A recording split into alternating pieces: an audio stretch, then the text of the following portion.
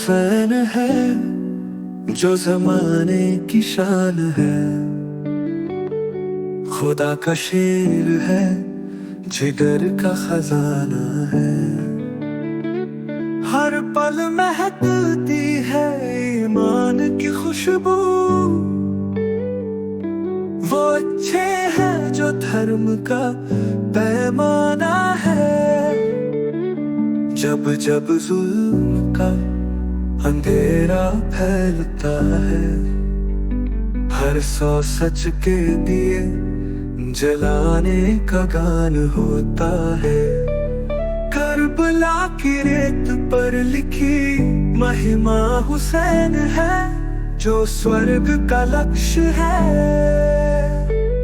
पैगंबर सल्लल्लाहु के पोते सभी के प्यारे हैं, चरित्र में भी परिपूर्ण है, वो बहादुर है।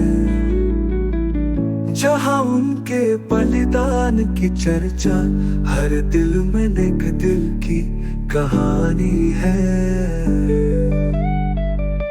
जिन्होंने रेगिस्तान में सच्चाई की खातिर सब कुछ कुर्बान कर दिया, वे हुसैन है जो दुख का खजाना है।